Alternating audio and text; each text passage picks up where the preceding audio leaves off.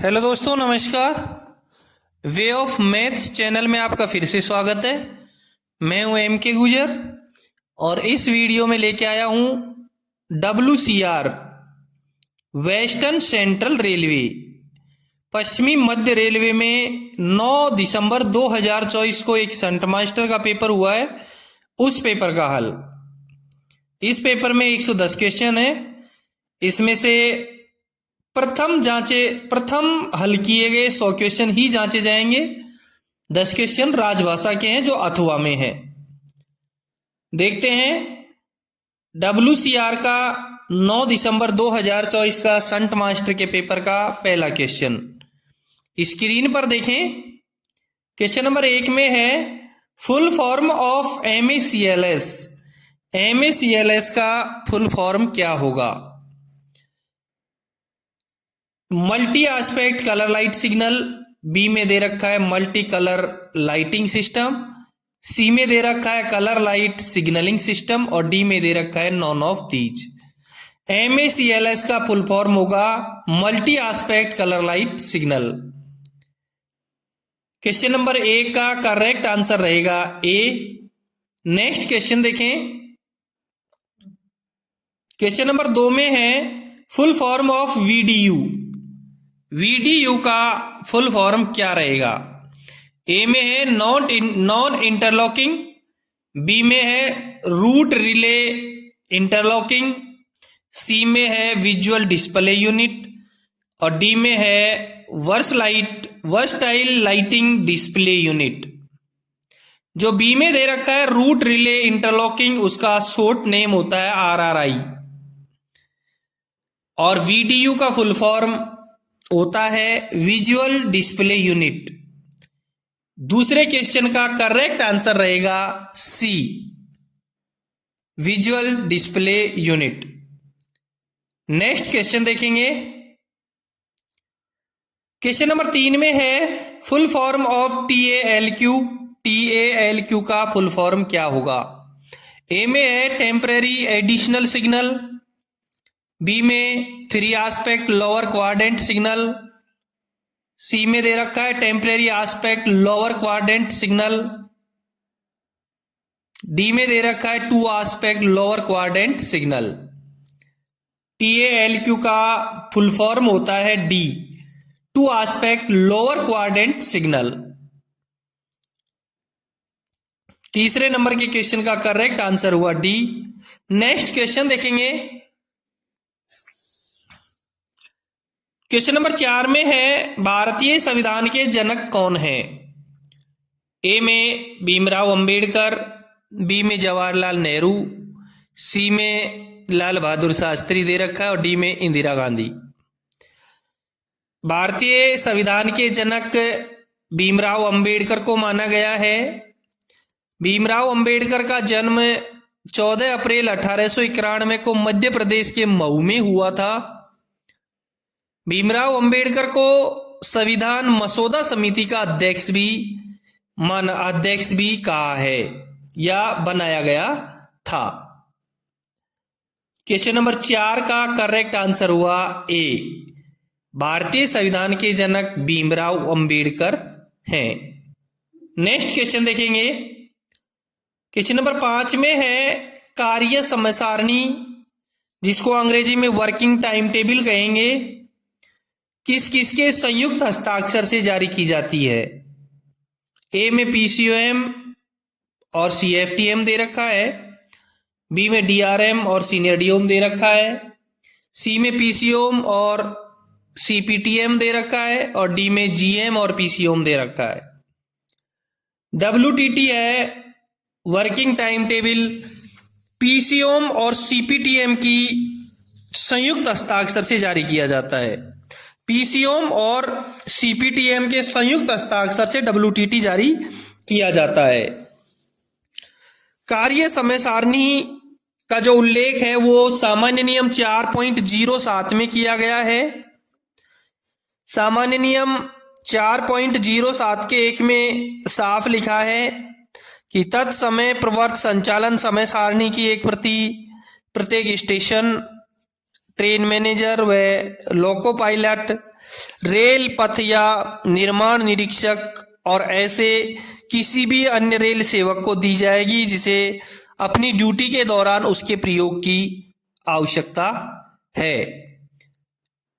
कार्य समय सारणी में पीएसआर की जानकारी होती है, नोटिस स्टेशन की जानकारी होती है, विभिन्न गुड्स स्टॉक की स्पीड की जानकारी होती है, विभिन्न लोकों की जानकारी होती है, एआरटी एआरएमई स्पार्ट की जानकारी, लोकेशन की जानकारियां होती हैं।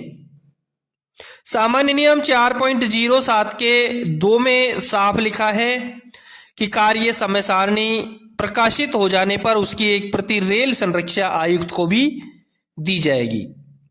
5वें नंबर के क्वेश्चन का करेक्ट आंसर हुआ सी, पीसीओम और सीपीटीएम। नेक्स्ट क्वेश्चन देखेंगे, क्वेश्चन नंबर 6 देखें। जबलपुर मंडल में मेमू ट्रेन की गति क्या है? ए में 110 किलोमीटर प्रति घंटा, बी में 100 किलोमीटर प्रति घंटा, डी में 120 किलोमीटर प्रति घंटा और डी में 95 किलोमीटर प्रति घंटा। जबलपुर डिवीजन में मेमू ट्रेन की गति ज्ञात करने के लिए आप जबलपुर डिवीजन का कार्य समय सारणी को देखेंगे। शायद 100 किलोमीटर प्रति घंटा हो सकता है, लेकिन मैं परफेक्ट नहीं कह सकता। कृपया अपने जबलपुर का WTT आप जरूर देखें। अगला क्वेश्चन देखेंगे, क्वेश्चन नंबर 7 में है, पिछले ब्रेक वान में FP दबाव क्या होगा? ए में लिखा है 6 kg, बी में लिखा है 5.8 kg, सी में लिखा है 4.8 kg और डी में लिखा है 5 kg। ए में जो 6 kg लिखा है ये इंजन में FB का प्रेशर रहता है 6 kg। बी में लिखा है 5.8 kg, ये पिछले ब्रेक पावर में FB का प्रेशर रहता है 5.8 kg, जो करेक्ट आंसर रहेगा। सी में लिखा है 4.8 kg, ये पिछले ब्रेक वान में BP का प्रेशर रहता है 4.8 kg और डी में 5 kg लिखा है, ये इंजन में ब्रेक पावर BP का प्रेशर रहता है 5 kg। इंजन में BP का प्रेशर 5 kg और FB का 6 kg। पिछले ब्रेक वान में BP का 4.8 kg और FB का 5.8 kg प्रेशर रहता है। क्वेश्चन नंबर 7 का करेक्ट आंसर हुआ बी, 5.8 kg।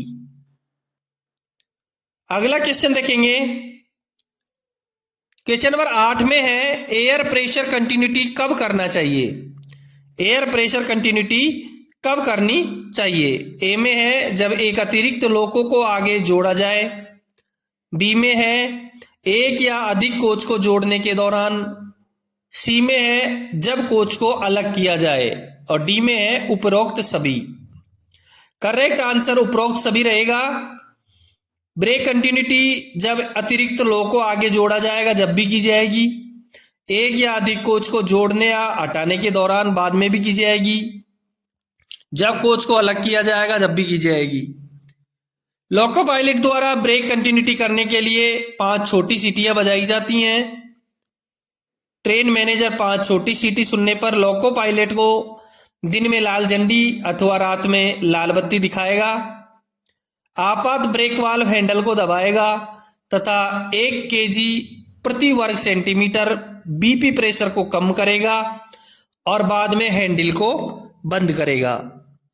ब्रेक यान से नीचे आएगा और देखेगा कि ब्रेक यान में कम से कम अंतिम 5 डिब्बों में ब्रेक लग रहे हैं तथा रिलीज हो रहे हैं। 8वें क्वेश्चन का करेक्ट आंसर हुआ डी। अगला क्वेश्चन देखेंगे, क्वेश्चन नंबर 9 में है, डेटोनेटर के परीक्षण के दौरान इंजन की गति क्या होगी? ए में है 5 kmph, बी में 11 किलोमीटर प्रति घंटा, सी में 10 किलोमीटर प्रति घंटा और डी में 15 किलोमीटर प्रति घंटा। दोस्तों, मेरे द्वारा हल करवाए गए प्रश्न उत्तर पश्चिमी रेलवे की GNSR सामान्य किताबें देख करके हल करवाए गए हैं। यदि कहीं कंफ्यूजन हो तो अपने डिवीजन या रेलवे का मैनुअल बुक आप एक बार जरूर देख लें। सहायक नियम 3.64 के 5 के 6 में साफ लिखा है कि पटाखों का परीक्षण एक खाली माल डिब्बा के नीचे किया जाएगा जो 8 से 11 किलोमीटर प्रति घंटे की गति से चल रहा हो। उसकी स्पीड 8 किलोमीटर प्रति घंटे से 11 किलोमीटर प्रति घंटे के बीच में हो। खाली माल डिब्बा इंजन से खींचा जाना चाहिए। यह परीक्षण परिवहन निरीक्षक, वरिष्ठ सेक्शन इंजीनियर रेलपथ और वरिष्ठ सेक्शन इंजीनियर लोको से निचले पद वाले अधिकारियों द्वारा नहीं किया जाएगा, किंतु ट्रेन मैनेजरों के मुख्यालय स्टेशनों के स्टेशन मास्टरों को अधिकार होगा कि वे उन पटाखों का जो उनके चार्ज में हो या उनके द्वारा जारी किए गए हों परीक्षण कर सकते हैं। इस बात का ध्यान रखा जाए कि भीड़ भाड़ वाले स्थान पर या संपर्क के निकट जहां पटाखों के कणों से किसी व्यक्ति के घायल होने की संभावना हो, परीक्षण नहीं किया जाएगा। क्लियर हुआ? पटाखे का परीक्षण के लिए डिब्बे की स्पीड 8 से 11 किलोमीटर प्रति घंटे होनी चाहिए, जो क्वेश्चन के किसी भी ऑप्शन में नहीं है। यह है तो बी और सी दोनों में है, 11 और 10। 11 भी हो सकती है और 10 भी हो सकती है। अगला क्वेश्चन देखेंगे। क्वेश्चन नंबर 10 में है WAG लोको की अधिकतम गति क्या है? ए में 100 किलोमीटर प्रति घंटा, बी में 105 किलोमीटर प्रति घंटा, सी में 110 किलोमीटर प्रति घंटा और डी में 120 किलोमीटर प्रति घंटा। आपके जबलपुर डिवीजन में लोको की अधिकतम गति क्या है, इसके लिए अपना WTT देखें। बाकी उत्तर पंजिका में आपके इसमें ए सही किया हुआ है, बाकी अपना WTT को ऑथेंटिक समझें। ठीक है, अगला क्वेश्चन देखेंगे। क्वेश्चन नंबर 11 नंबर क्वेश्चन में है जबलपुर मंडल के देवरा ग्राम स्टेशन का कोड क्या है? स्टेशन कोड के लिए अपना डिवीजन का WTT देखना।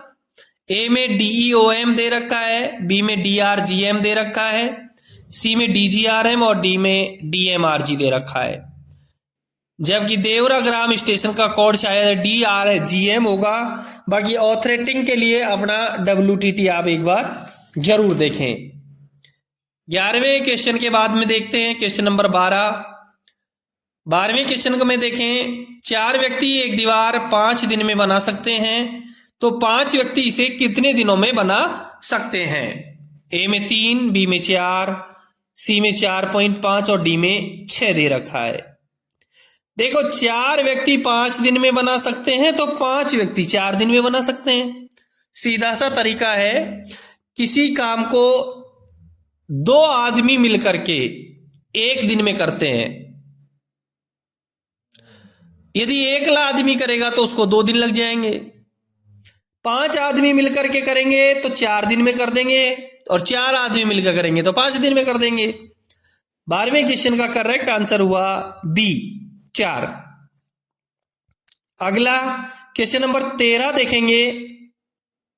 सीधे स्विच के साथ 8.5 से 1 के टर्न आउट पर ट्रेनों की गति क्या होगी? ए में 15 kmph, बी में 20 किलोमीटर प्रति घंटा, सी में 25 किलोमीटर प्रति घंटा और डी में 10 किलोमीटर प्रति घंटा। सीधे स्विच के साथ 8.5 से 1 के टर्न आउट पर ट्रेनों की गति 10 किलोमीटर प्रति घंटा होगी। क्वेश्चन नंबर 13 का करेक्ट आंसर रहेगा डी, 10 किलोमीटर प्रति घंटा। अगला क्वेश्चन देखेंगे। क्वेश्चन नंबर 14 में देखें, छोटी छोटी बड़ी विसिल कॉर्ड 4, ये विसिल कॉर्ड क्यों बजाई जाती हैं? ए में ट्रेन मैनेजर का सिग्नल प्राप्त करने के लिए, बी में ट्रेन मैनेजर के द्वारा ब्रेक रिलीज करने के लिए, सी में दोषपूर्ण सिग्नल मिलने पर और डी में दे रखा अलार्म चैन खींचने के दौरान। छोटी बड़ी विसिल इंजन में अपर्याप्त वैक्यूम होता है तो बजाई जाएगी, एयर प्रेशर होने पर बजाई जाएगी, गार्ड द्वारा ब्रेक लगाने पर बजाई जाएगी, अंतर संचार उपकरण काम में लेने पर बजाई जाएगी, या फिर अलार्म चेन खींचने के दौरान बजाई जाएगी। छोटी छोटी बड़ी, मैंने आपको बता दिया छोटी छोटी बड़ी सीटी कहां कहां बजाई जाएगी। अब ए में जो दे रखा है, ट्रेन मैनेजर को सिग्नल प्राप्त करने के लिए केवल 2 छोटी सीटी बजाई जाती हैं। बी में दे रखा है, ट्रेन मैनेजर के द्वारा ब्रेक रिलीज करने के लिए 2 छोटी और 1 लंबी सीटी बजाई जाती है। सी में दे रखा है, दोषपूर्ण सिग्नल मिलने पर लंबी छोटी छोटी यानी 1 लंबी और 2 छोटी सीटी बजाई जाती हैं। 14वें नंबर के क्वेश्चन का करेक्ट आंसर हुआ डी, छोटी छोटी बड़ी सीटी अलार्म चेन खींचने के लिए के दौरान, इंजन में अपर्याप्त वैक्यूम एयर प्रेशर होने पर, गार्ड द्वारा ब्रेक लगाने पर और अंतर संचार उपकरण काम में लेने पर बजाई जाएगी। अगला क्वेश्चन देखेंगे, क्वेश्चन नंबर 15। 15वें क्वेश्चन में है, सतर्कता आदेश कौन सा है? ए में T409, बी में T609, सी में T512 और डी में T511। ए में T409 दे रखा है, T409 सामान्य करेक्ट आंसर यही रहेगा। बी में T609 है, T609 इंजन अथवा गाड़ी के हिस्से को मध्य सेक्शन से अगले स्टेशन पर ले जाने की अनुमति दिए जाने पर गार्ड द्वारा लोको पायलट को दी जाने वाली एक अथॉरिटी है। सी में T512 दे रखा है, जो कॉमन स्टार्टर सिग्नल वाली लाइन से गाड़ी के प्रस्थान के लिए दिया जाने वाला प्रस्थान प्राधिकार है।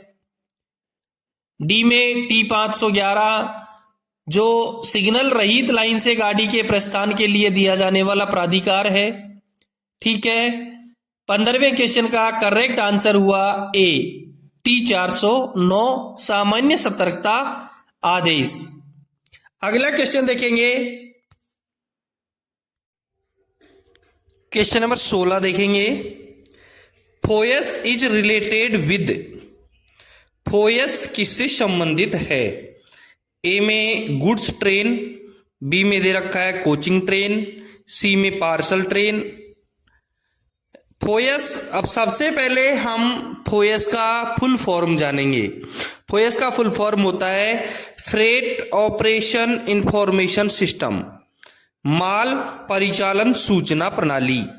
फ्रेट ऑपरेशन इंफॉर्मेशन सिस्टम, माल परिचालन सूचना प्रणाली। और जहां फ्रेट यानी माल आया है, इसका मतलब वो शब्द गुड्स से संबंधित है, तो फोयस किससे संबंधित होगा? गुड्स ट्रेन से संबंधित होगा। 16वें नंबर के क्वेश्चन का करेक्ट आंसर हुआ ए। नेक्स्ट क्वेश्चन देखेंगे, क्वेश्चन नंबर 17 में है, एनआई के दौरान एसडब्ल्यूआर में निर्देश को किसके साथ बदल दिया जाएगा? एसडब्ल्यूआर और एनआई 2 शब्द हैं। एनआई का फुल फॉर्म होता है नॉन इंटरलॉक्ड और एसडब्ल्यूआर का फुल फॉर्म होता है स्टेशन वर्किंग रूल्स। यानी कि जब नॉन इंटरलॉकिंग वर्क होता है स्टेशन पर, तो स्टेशन वर्किंग रूल्स को किसके साथ बदल दिया जाता है? ए में टेम्परेरी वर्किंग इंस्ट्रक्शन, बी में HOER, सी में एक्सीडेंट मैनुअल और डी में दे रखा है ब्लॉक वर्किंग मैनुअल। ए में टेम्परेरी वर्किंग इंस्ट्रक्शन दे रखा है, अस्थायी कार्य आदेश। बी में HOER, hours of work and period of rest. Clear हुआ कि एनआई के दौरान स्टेशन वर्किंग रूल्स को TWI टेम्पररी वर्किंग इंस्ट्रक्शन के साथ बदल दिया जाता है। 17वें नंबर के क्वेश्चन का करेक्ट आंसर हुआ A, temporary working instruction. Next question देखेंगे, 18 नंबर के क्वेश्चन में है, BOBYN wagon is, BOBYN wagon है। ए में टैंक वैगन, बी में दे रखा है हॉपर वैगन, सी में दे रखा है कवर्ड वैगन और डी में कंटेनर वैगन। मैं आपको बता देता हूं, ए में जो टैंक वैगन है उसमें कौन कौन से वैगन आते हैं। टैंक वैगन में BTFLN, BTAP, BTPN, BTPGLN ये पूरे में बताया नहीं है, कुछ इंपॉर्टेंट जो हमारे द्वारा वर्किंग में ज्यादा अधिकांश आते हैं उनका मैं नाम ले रहा हूं। तो टैंक वैगन में ये वैगन आते हैं। दूसरा है होपर वैगन। होपर वैगन में BOBRN, BOBYN ये इंपॉर्टेंट है, तो वो BOBYN होपर वैगन हुआ। 18वें क्वेश्चन का correct answer BOBY wagon is hopper wagon. C में कवर्ड वैगन दे रखा है। कुछ कवर्ड वैगन है BCNA-HS, BCVFG, BCACM, BCNHL, BCCW, BCCN, ये कुछ वैगन है, ये कवर्ड वैगन है। और डी में कंटेनर वैगन दे रखा है BLCA, BLCB और BLCAM, ये लगभग कंटेनर वैगन इंपॉर्टेंट हैं। ठीक है, क्लियर हुआ। 18वें क्वेश्चन का जो BOBYN जो वैगन है वो है होपर वैगन। करेक्ट आंसर रहा बी। नेक्स्ट क्वेश्चन देखेंगे। 19 नंबर के क्वेश्चन में है मेल एक्सप्रेस यात्री रेलगाड़ी के साथ कितने डेड इंजन जोड़े जा सकते हैं। ए में 1 दे रखा है, बी में 2, सी में 3 दे रखा है, तो डी में 4 दे रखा है। देखो इस प्रकार का जो उल्लेख है वो GNSR के अध्याय 4 के परिशिष्ट क में दे रखा है। डेड इंजन जोड़ने का जो उल्लेख है वो GNSR के अध्याय 4 के परिशिष्ट क में है। दोस्तों मेरे द्वारा जो प्रश्न पत्र हल करवाए जाते हैं वो उत्तर पश्चिमी रेलवे की GNSR के अनुसार हल करवाए जाते हैं। यदि किसी प्रश्न में कहीं कंफ्यूजन हो, कहीं मतभेद हो, तो अपने डिवीजन या रेलवे का मैनुअल बुक आप एक बार जरूर देख लें। मेल एक्सप्रेस और पैसेंजर गाड़ी में केवल 1 डेड इंजन जोड़ा जा सकता है। सुपरफास्ट गाड़ी में 1 भी डेड इंजन नहीं जोड़ा जा सकता है। और मालगाड़ी में 3 इंजन जोड़े जा सकते हैं, जिसमें 2 चालू और 1 डेड इंजन हो सकता है। 19 नंबर की क्वेश्चन का करेक्ट आंसर हुआ ए 1। नेक्स्ट क्वेश्चन है 20 नंबर के क्वेश्चन में है ओडीसी को कितने वर्गों में विभाजित किया गया है। ए में 2 दे रखा है, बी में 3, सी में 4 दे रखा है, डी में 5। ओडीसी का क्वेश्चन है, इसलिए मैं आपको सबसे पहले ओडीसी का फुल फॉर्म बता देता हूं। ओवर डायमेंशन कंसाइनमेंट होता है और ओडीसी 3 प्रकार से बांटी गई है, ए क्लास, बी क्लास और सी क्लास। इसका वर्णन मैं आपको करवा देता हूं। ए क्लास ओडीसी की जो गति होती है वो सेक्शनल होती है और दिन और रात दोनों समय इसको चलाया जा सकता है। बी क्लास ओडीसी की जो गति होती है वो ब्रॉड गेज में 40 kmph, मीटर गेज में 25 kmph और नैरो गेज में 15 kmph होती है और इसको भी दिन और रात दोनों में चलाया जा सकता है। सी क्लास ओडीसी की जो गति होती है वो मीटर गेज और ब्रॉड गेज में 25 किलोमीटर प्रति घंटे होती है और नैरो गेज में 15 किलोमीटर प्रति घंटे होती है। सी क्लास ओडीसी को केवल दिन में ही चलाया जा सकता है, रात में प्रतिबंधित है। ए क्लास ओडीसी की जो परमिशन है वो डिवीजन के अंदर DRM और इंटर डिवीजन और इंटर रेलवे के लिए PCOM देता है। बी क्लास ओडीसी के लिए इंटर रेलवे, इंटर डिवीजन और इंटर रेलवे PCOM और डिवीजन के अंदर DRM देता है। सी क्लास ओडीसी की परमिशन केवल CRS देता है। ठीक है, ओडीसी से इसी प्रकार के क्वेश्चन आते हैं। अगला क्वेश्चन देखेंगे। क्वेश्चन नंबर 21 में है number of the nil caution order is. Nil caution order के नंबर क्या है। ए में T509, बी में TB 509, सी में TB 409 और डी में TA409 दे रखा है। ए में T509 दे रखा है तो T509 अवरुद्ध लाइन पर गाड़ी लेने के लिए दिया जाने वाला प्राधिकार पत्र होता है। सी में TB 409 दे रखा है, यह रिमाइंडर कॉशन ऑर्डर होता है TB 409 और डी में TA 409 दे रखा है। बिल्कुल करेक्ट आंसर यही रहेगा, ये नील का कॉशन ऑर्डर होता है। 21 नंबर के क्वेश्चन का करेक्ट आंसर हुआ डी, TA 409। ठीक है, अगला क्वेश्चन देखेंगे। क्वेश्चन नंबर 22 में है, एमपीएस पर चलने में लगने वाले समय को क्या कहते हैं? MPS, maximum permissible speed. MPS का full form maximum permissible speed. अधिकतम अनुमेय गति। ए में औसत समय, बी में सामान्य समय, सी में न्यूनतम समय। मैक्सिमम परमिसिबल स्पीड से चलने में जो समय लगता है उसको न्यूनतम समय माना जाता है। क्या माना जाता है? उसको न्यूनतम समय माना जाता है। 22 नंबर के क्वेश्चन का करेक्ट आंसर हुआ सी, न्यूनतम समय। दोस्तों, आप देख रहे हैं WCR वेस्टर्न सेंट्रल रेलवे में 9 दिसंबर 2024 को एक संट मास्टर का पेपर हुआ था। उस पेपर का पहला भाग, जिसमें 110 क्वेश्चन है और 100 क्वेश्चन करना जरूरी है।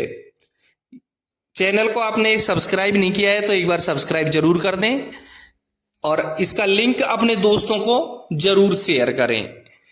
दूसरा, यदि आपके डिवीजन या रेलवे में कहीं पेपर हुआ है तो मुझे जरूर भेजें, और यदि आपको इसका PDF डाउनलोड करना है तो इसके डिस्क्रिप्शन में जाएं, टेलीग्राम का चैनल का लिंक दे रखा है, क्लिक करें और मेरे द्वारा हल करवाए गए सभी प्रश्न पत्रों की PDF डाउनलोड करें।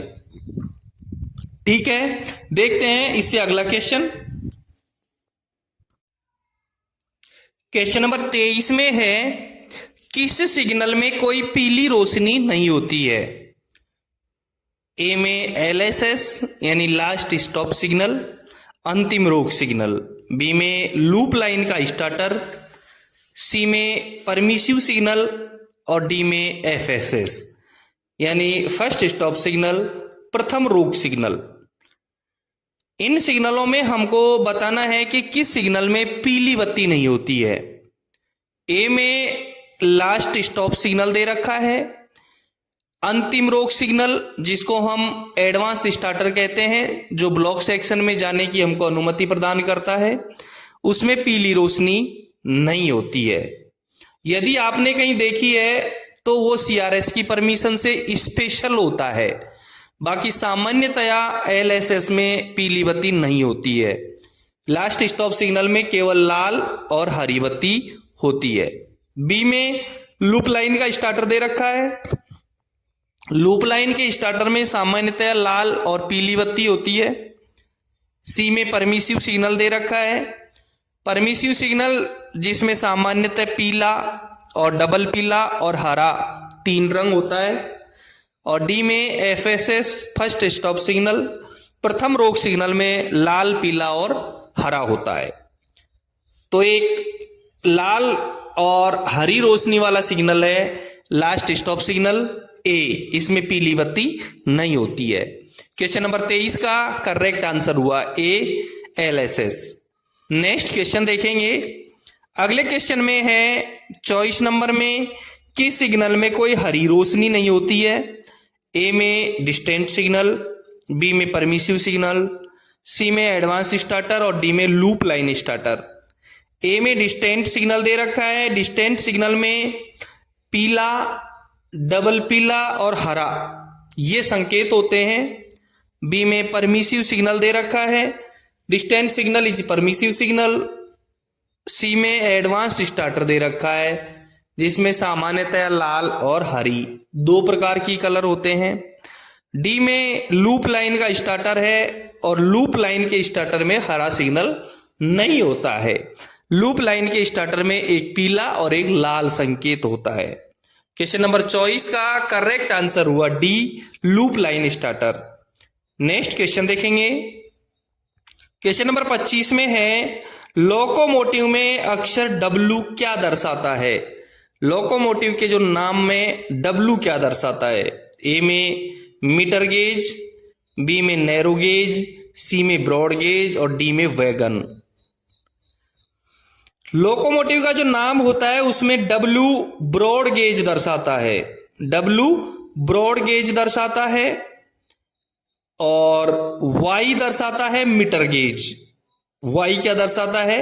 Metre gauge. और जेड दर्शाता है नैरो गेज।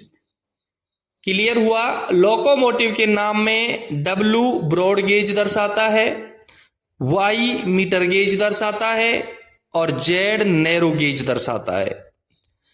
ए एसी ट्रैक्शन दर्शाता है, डी डीजल दर्शाता है, जी गुड्स दर्शाता है और पी पैसेंजर दर्शाता है। एक बार आप दोबारा से सुन लें। मेरा उद्देश्य इस तरीके से बताने का है कि आपको यही याद हो जाए। डब्ल्यू ब्रॉड गेज दर्शाता है, वाई मीटर गेज दर्शाता है, जेड नैरो गेज दर्शाता है, ए एसी ट्रैक्शन, डी डीजल, जी गुड्स और पी पैसेंजर दर्शाता है। ठीक है। 25 नंबर के क्वेश्चन का करेक्ट आंसर हुआ सी ब्रॉड गेज। नेक्स्ट क्वेश्चन देखेंगे। अगले क्वेश्चन में 26 नंबर में है, निम्नलिखित में से कौन सा वैगन ऑटोमोबाइल लोडिंग के लिए उपयोग किया जाता है?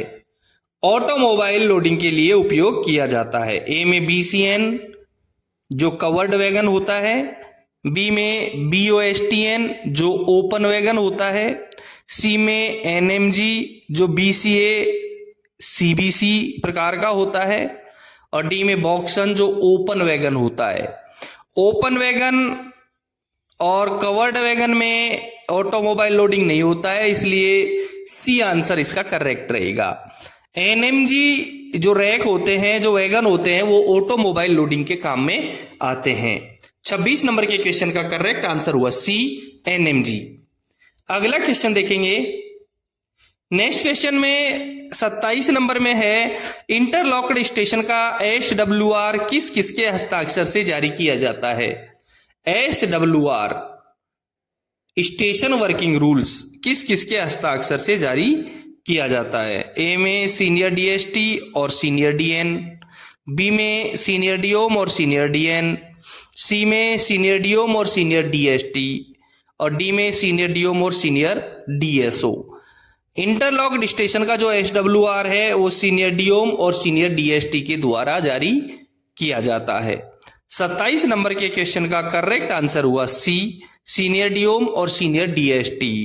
और जहां इलेक्ट्रिक है वहां आजकल सीनियर TRD के साइन भी होने लग गए हैं। 27 नंबर के क्वेश्चन का करेक्ट आंसर हुआ सी। नेक्स्ट क्वेश्चन देखेंगे। 28 नंबर के क्वेश्चन में है, बाधित लाइन पर गाड़ी को प्राप्त करने के लिए कौन सा प्राधिकार दिया जाएगा? ए में T509, बी में T508, सी में T507 और डी में T506। इन चारों में ऑथोरिटी केवल ए है, T509 जो बाधित लाइन पर गाड़ी को प्राप्त करने के लिए दिया जाने वाला प्राधिकार है। 28 नंबर के क्वेश्चन का करेक्ट आंसर हुआ ए। नेक्स्ट क्वेश्चन देखेंगे। 29 नंबर के क्वेश्चन में है, किसके बीच के भाग को स्टेशन सीमा कहेंगे? यानी स्टेशन सीमा किसको कहेंगे? सीधा सा आंसर है। ए में है आउटमोस्ट पॉइंट, बी में आउटमोस्ट सिग्नल, सी में दोनों। देखें, सामान्य नियम 1.02 के 52 में G&SR के सामान्य नियम 1.02 के 52 में साफ लिखा है, स्टेशन सीमा का अभिप्राय रेल के ऐसे किसी भाग से है जो किसी स्टेशन मास्टर के नियंत्रण में है और जो स्टेशन के बाह्यतम आउटर मोस्ट सिग्नलों के बीच स्थित है या जो विशेष अनुदेशों के द्वारा विनिर्दिष्ट किया जाता है। ठीक है, क्लियर हुआ। आउटर मोस्ट सिग्नलों के बीच के भाग को स्टेशन सीमा कहेंगे। 29 नंबर के क्वेश्चन का करेक्ट आंसर हुआ बी, आउटमोस्ट सिग्नल।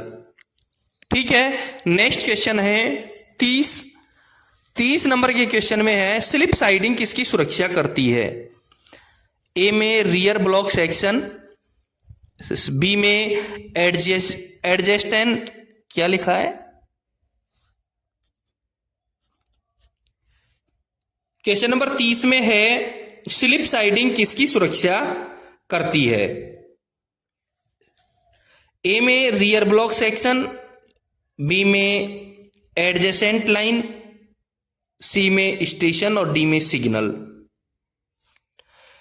पहले मैं आपको बता दूं स्लिप साइडिंग होती क्या है। स्लिप साइडिंग उन स्टेशनों पर बनाई जाती है जहां स्टेशन ऊंचाई पर बना हो और ब्लॉक सेक्शन की ओर अत्यधिक ढलान हो, जिसके कारण स्टेशन पर रखे हुए किसी भी वाहन के ब्लॉक सेक्शन की ओर रोल होकर जाने की संभावना रहती है। स्लिप साइडिंग कैच साइडिंग के मुकाबले छोटी होती है तथा इसे हमेशा स्टेशन सेक्शन में ही बनाया जाता है और ये स्टेशन सेक्शन का बचाव, ये ब्लॉक सेक्शन का बचाव करती है। जब इसे स्टेशन सेक्शन में बनाया जाता है तो ये हमेशा ब्लॉक सेक्शन का बचाव करेगी। करेक्ट आंसर होगा इसका A, rear block section. Question number 30 का करेक्ट आंसर होगा ए, रियर ब्लॉक सेक्शन। दोस्तों इस पेपर का 1 से लेकर के 30 तक क्वेश्चन मैंने इस वीडियो में हल करवा चुके हैं। यह है आपका इस पेपर का पहला भाग। इससे आगे दूसरे भाग में हल करवाएंगे। फिर मिलते हैं क्वेश्चन नंबर 31 के साथ में अगले वीडियो में।